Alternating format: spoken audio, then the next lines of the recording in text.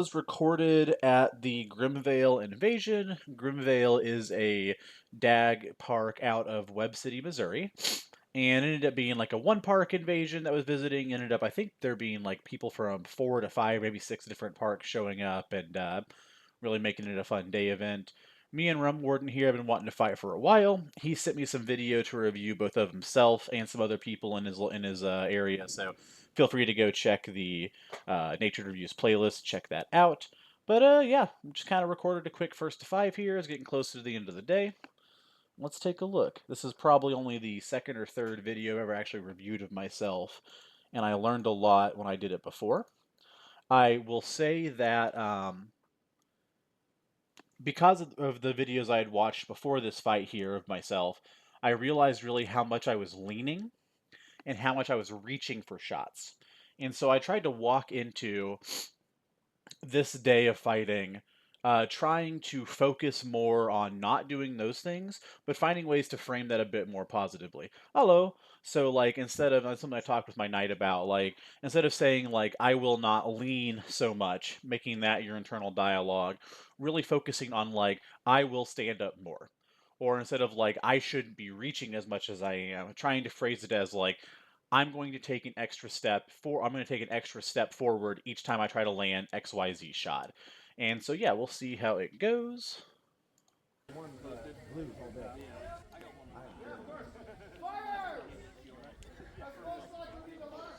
Going over a quick kind of gear review here. This is my new drippy shield cover that I got a bunch of plans for. I believe it is a 28-inch teardrop, and I'm fighting with a 40-inch dagbat.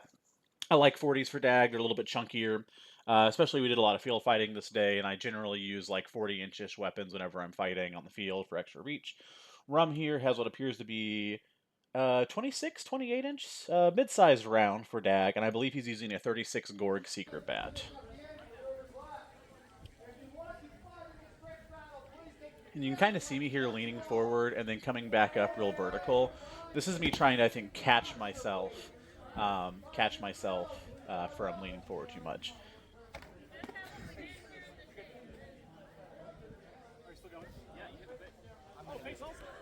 Okay, so double faced each other there.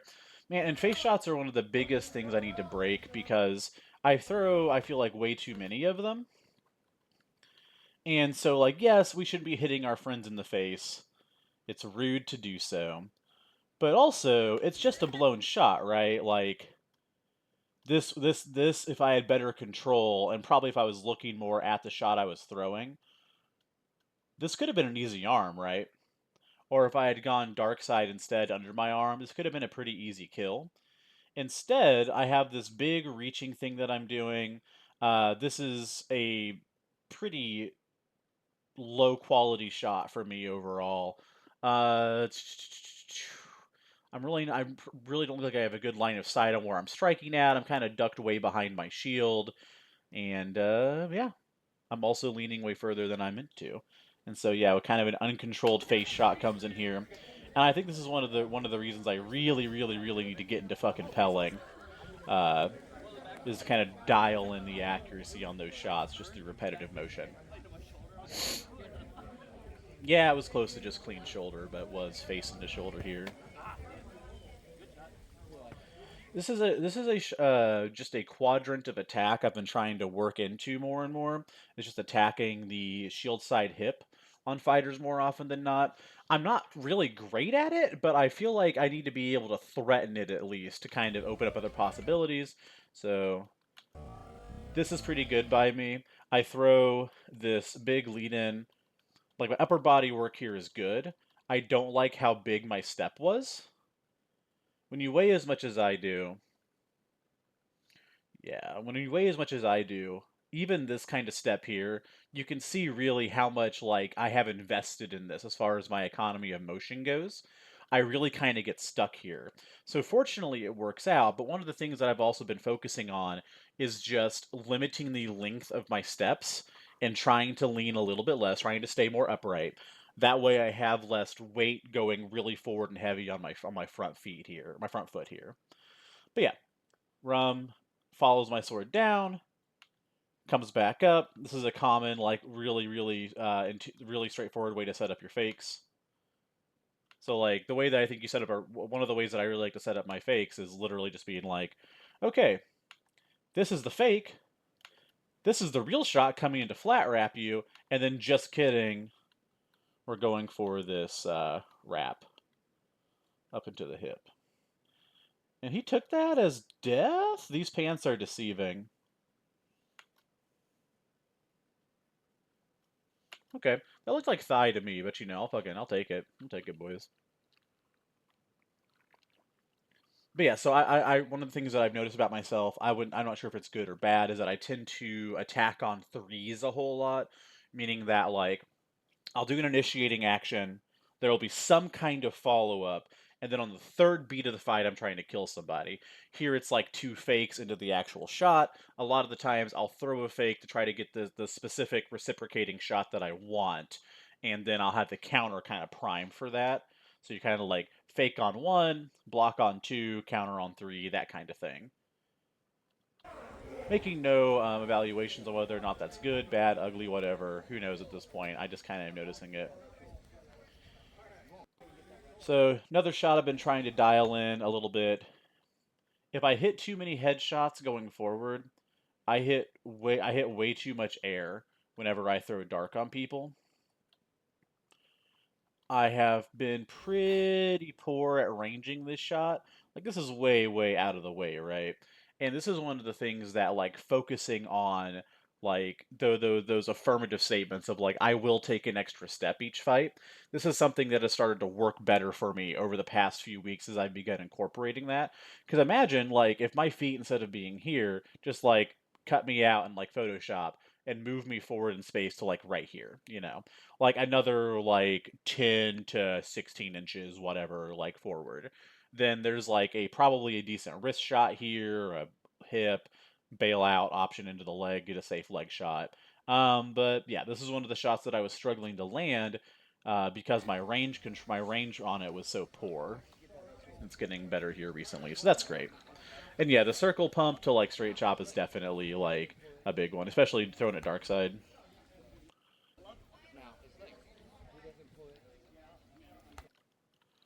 And then again, you see me doing that on three thing, right?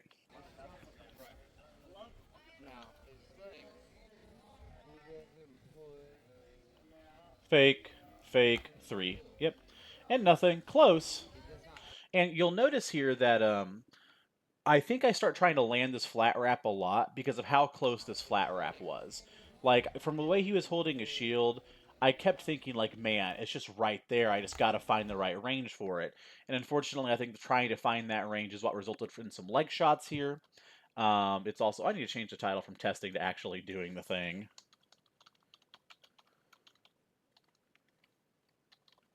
I know how to spell. Okay. But yeah, I do a good job aggressing on this one at least. I do a better job than I feel like I was doing on average before I was focusing on not like leaning and overstepping. Like I aggress here, but only for a second does my weight really get ahead of me, and I snap back into it pretty quickly. Fishing for an easy wrist, just really trying to make something happen. Having my shield low and trying to have a lot of movement or some feedback, I got a SKBC.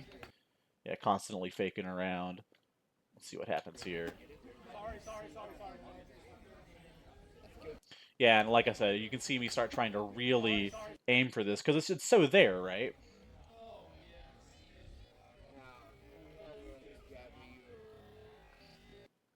So yeah, throw a little like fake across, and oh, it's so there. But I just cream the back left quarter of his head, which means all this juicy business is for naught. As someone that uses a long stick as well, do you feel like a lot of like you do a lot of unnecessary trading by just overreaching for something that should be easier?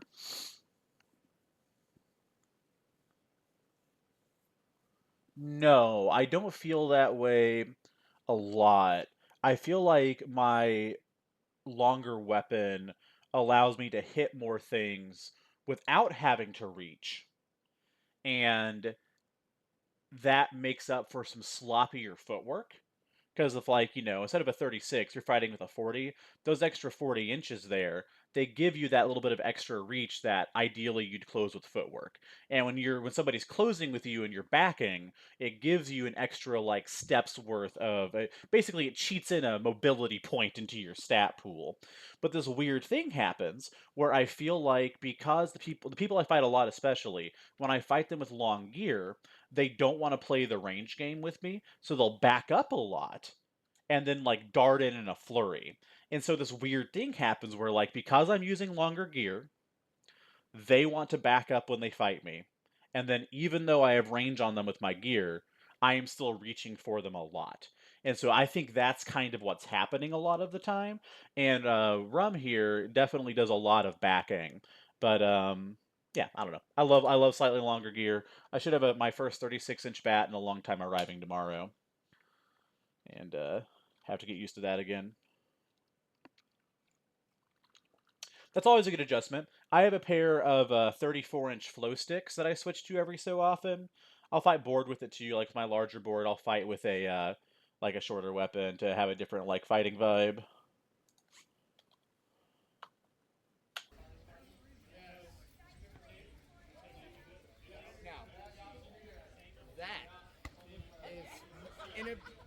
Yeah, and here we go dialing in that wrap. Yeah. Had that little swoopy doop, and then boom, now we're landing on twos. So this is not intentional, but I think it's something I should focus on more. If I naturally want to throw on threes, that's something that I can look for and notice. Damn, look at that booty though. That's something I can look for and notice, and then I can like really give people some mind fuckery by learning like switching to going on twos. So here we just have posting up here. This is you, Daddy Horus, from the bench lore. I'm starting to try to do the Horus guard a bit more, where I just prime myself for the biggest goddamn flat rip of all time. What's up, Kira? That's my night. Throw a little swoopy doo. Get him just paying attention a little bit. And really, all this sword movement is meant to do is just hide the step that I'm taking. Get closer. And then finally, finally dial in just like the max range flat wrap kill.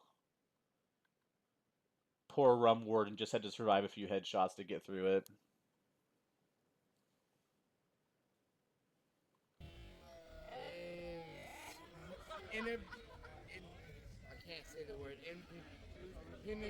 Oh no, that was a headshot. Durr. We're getting there. We're getting to the dialed in flat wraps.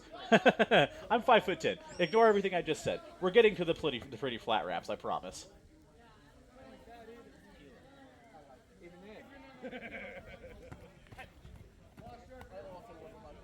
Oh yeah, I blew this here. So I didn't lose my arm. I believe I dropped my sword, or I either dropped my sword or lost my arm. But I just got over eager here. Yeah, Kirai, that is something that I'm trying to do a whole lot more. Is like fucking yeah, I've tried to do it for a long time. Just use a hand movement to hide my foot movement. It's one of the first things I learned from watching like old SKBC videos. Let's watch how bad I do here. So this is just being way over eager. Look at the angle that I'm standing at, you know? This is again going to build so much forward momentum for me that I kind of lose control here. We throw some nasty stuff over here. There's nothing, there's nothing. And there's no reason I need to stand here and I lose my sword. I drop my sword, then lose the arm, I believe. There's no reason for me to fucking stand there and trade. I literally just like got bad, and then whenever I duck way down like this, that is literally when I am at my worst because it takes me so long to level change.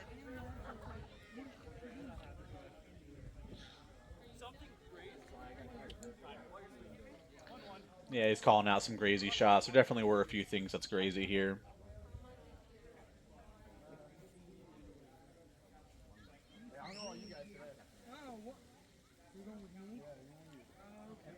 So I like the way I'm moving here. I feel like I'm being nice and predacious.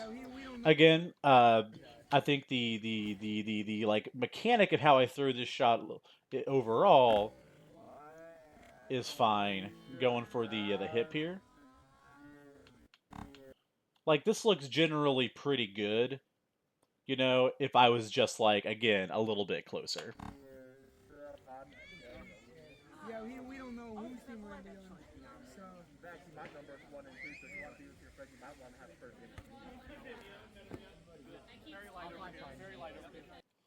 Yep, managed to sink over the top. He taps me. It's a dagger rule set. Yeah. That is one of the things about those Gorg secret bats, is they will hit a little bit lighter than your average dag weapon. Again, part of the reason why I use a 40-incher. There's that flat wrap. Yeah, Kira, I don't know if you missed what I said a moment ago, where that whole affirmative statement of like I will take one more step each fight.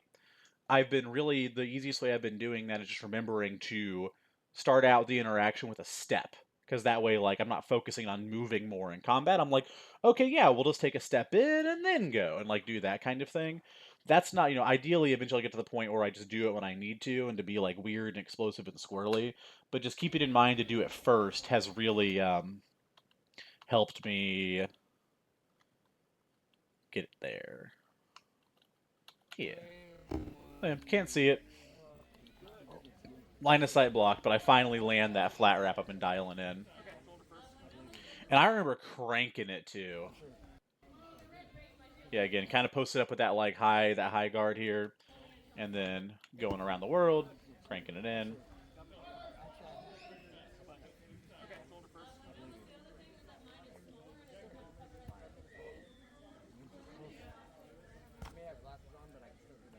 Yep, getting closer, getting closer.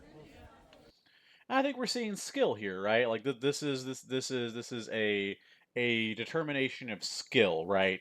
It's showing that I am not a super high skilled fighter, but I'm not like the fucking I got the bones there. Because again, like this looks fine, right? As money, but I'm just too far away. And so again, like opening up the conversation of the fight with like I will step in first and then do whatever else comes next has helped me land that a lot more.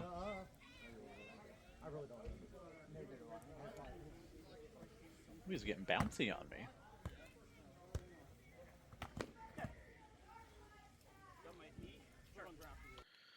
Yeah, I'm trying to set up that money again.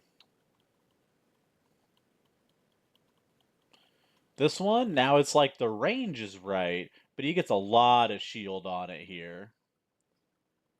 Pick up the leg. And hits me in the back in the frame that we're missing.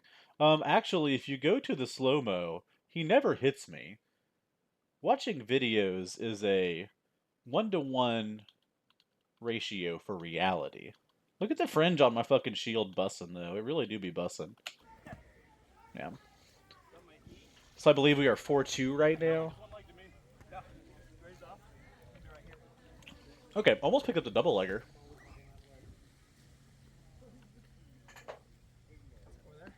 Okay, trying some sneaky guard shit. Transition to right. Okay, now I believe we are 4-2. And again, now like, we've kind of dialed in this flat wrap. I'm throwing it as vigorously as possible because I'm just trying to power through guards at this point. Throw a low shot, kind of get him thinking going low. Freeze him with this. Like, yeah, that shoulder's safe.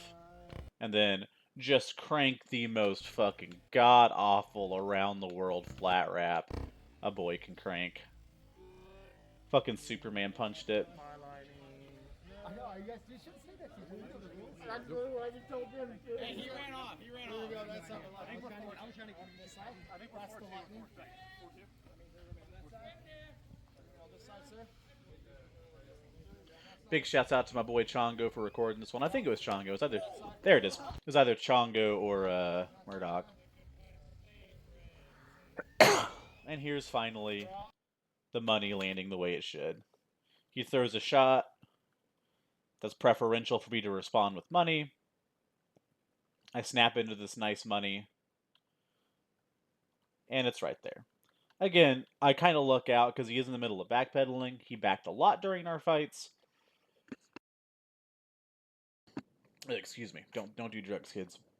He backed away a lot in our fights, so I think from here on out, what we're really trying to dial in is just that range a little bit more accurate. I talked about pelling earlier and using that to really dial in not just accuracy, but shit. What was I gonna say? Not range and accuracy. I guess it's the same thing. If your range is bad, you're gonna be inaccurate. But all right.